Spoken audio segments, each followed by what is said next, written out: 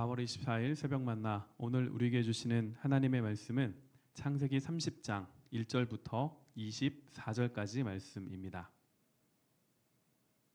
제가 봉독하겠습니다.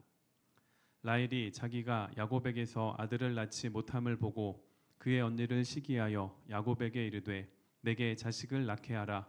그렇지 아니하면 내가 죽겠노라. 야곱이 라헬에게 성을 내어 이르되 그대를 임신하지 못하게 하시는 이는 하나님이시니 내가 하나님을 대신하겠느냐. 라헬이 이르되 내 여종 비라에게로 들어가라. 그가 아들을 낳아 내 무릎에 두리니 그러면 나도 그로 말미암아 자식을 얻겠노라 하고 그의 시녀 비라를 남편에게 아내로 주매 야곱이 그에게로 들어갔더니 비라가 임신하여 야곱에게 아들을 낳은지라. 라헬이 이르되 하나님이 내 억울함을 푸시려고 내 호소를 들으사 내게 아들을 주셨다 하고 이로 말미암아 그의 이름을 단이라 하였으며 라헬의 시녀 비라가 다시 임신하여 둘째 아들을 야곱에게 낳음에 라헬이 이르되 내가 언니와 크게 경쟁하여 이겼다 하고 그의 이름을 납달리라 하였더라. 레아가 자기의 출산이 멈춤을 보고 그의 시녀 실바를 데려다가 야곱에게 주어 아내로 삼게 하였더니 레아의 시녀 실바가 야곱에게서 아들을 낳음에 레아가 이르되 복되도다 하고 그의 이름을 가시라 하였으며 레아의 시녀 실바가 둘째 아들을 야곱에게 낳음에 레아가 이르되 기쁘도다 모든 딸들이 나를 기쁜 자라 하리로다 하고 그의 이름을 아셀이라 하였더라. 밀 거둘 때 르우벤이 나가서 들에서 합한 채를 얻어 그의 어머니 레아에게 드렸더니 라헬이 레아에게 이르되 언니의 아들의 합한 채를 청구하노라. 레아가 그에게 이르되 내가 내 남편을 빼앗은 것이 작은 일이냐. 그런데 내가 내 아들의 합한 채도 빼앗고자 하느냐. 라헬이 이르되 그러면 언니의 아들의 합한 채 대신에 오늘 밤에 내 남편이 언니와 동침하리라 하니라. 저물 때에 야곱이 들에서 돌아오매 레아가 나와서 그를 영접하며 이르되 내게로 들어오라.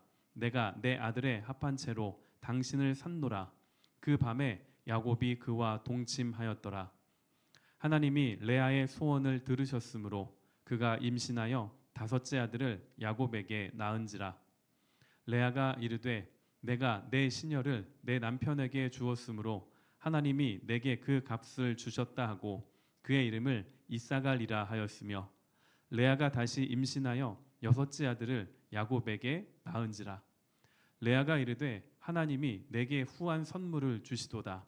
내가 남편에게 여섯 아들을 낳았으니 이제는 그가 나와 함께 살리라 하고 그의 이름을 스불론이라 하였으며 그 후에 그가 딸을 낳고 그의 이름을 디나라 하였더라.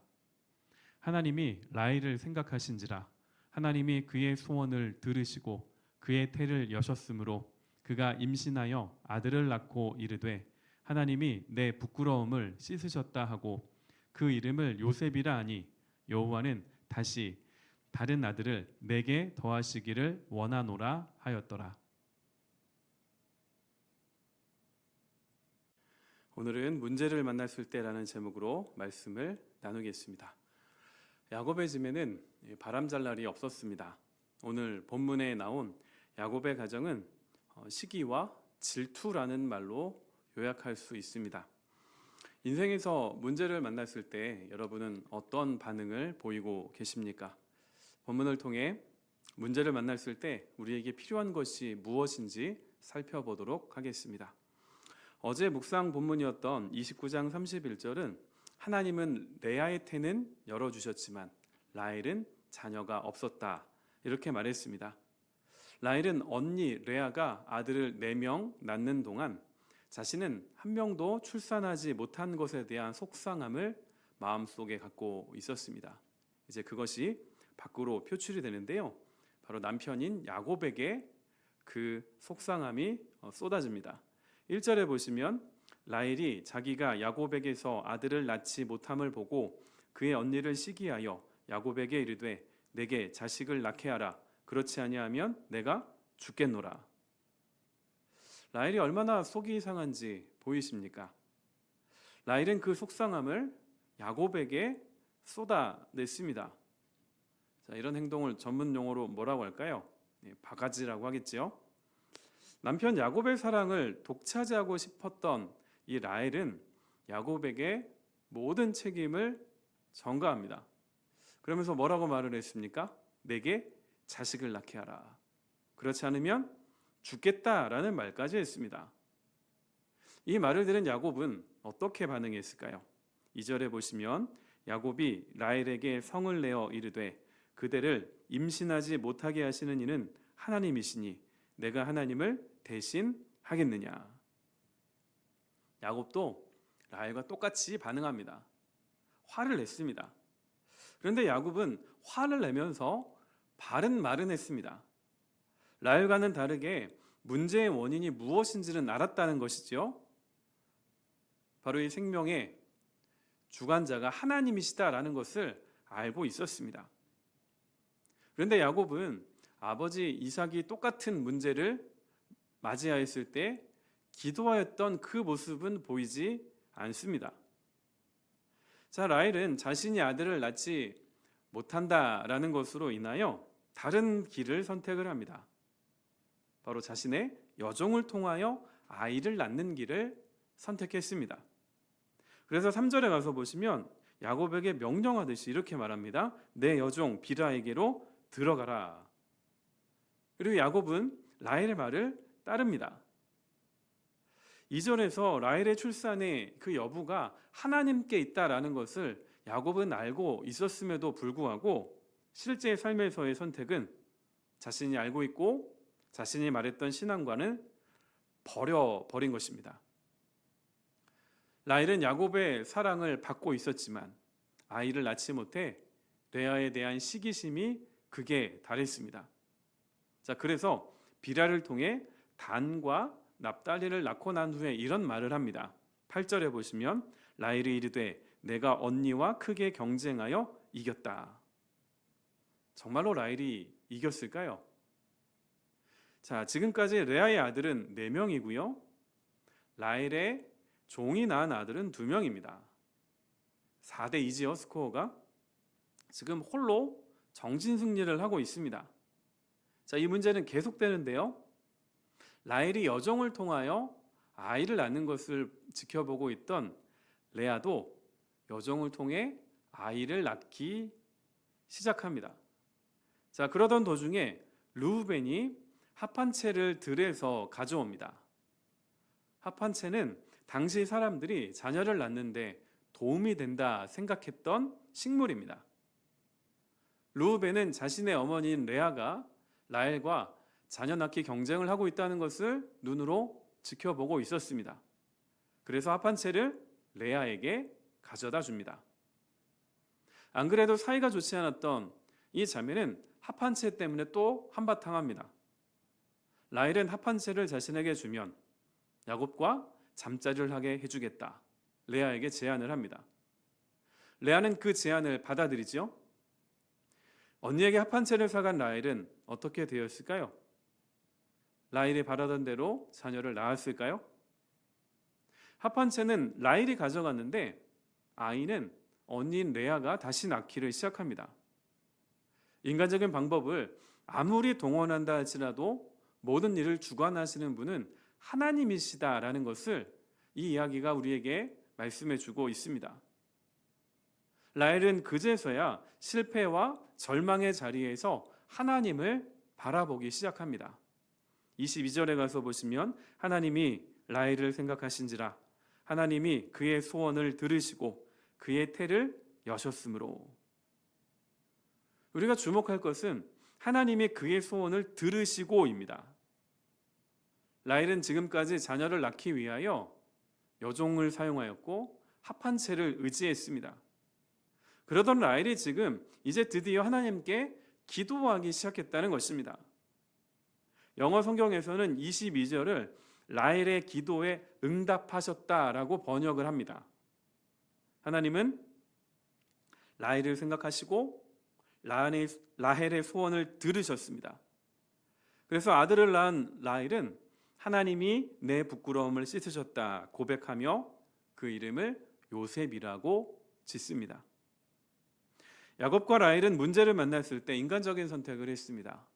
인간적인 눈으로 보았을 때 그 누구보다도 현명하고 괜찮은 방법들이었습니다. 야곱은 이 문제가 어디에서 왔는지 생명의 주관자가 하나님이시다라는 그 정답을 알고 있었지만 그대로 하지 않았습니다. 라헬은 여종 비라와 합한 채를 의지했습니다. 자, 그러던 라헬이 하나님을 의지하는 사람, 하나님께 기도하는 사람이 되었습니다. 하나님은 그동안 라헬을 버리신 것이 아니라 라헬을 기다리신 것입니다. 그리고 라헬의 기도를 들으시고 응답하셨습니다. 오늘 본문 말씀을 통하여 하나님은 우리에게 오늘 묻고 계십니다. 너의 비라는 무엇이냐? 너의 합한 채는 무엇이냐?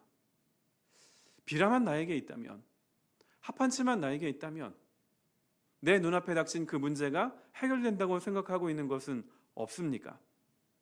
나의 문제를 하나님께로 가져갈 때, 그리고 우리의 모든 문제를 하나님 앞에 기도로 가져갈 때 라헬의 소원을 들으시고 응답하신 그 하나님을 경험하게 될 것입니다.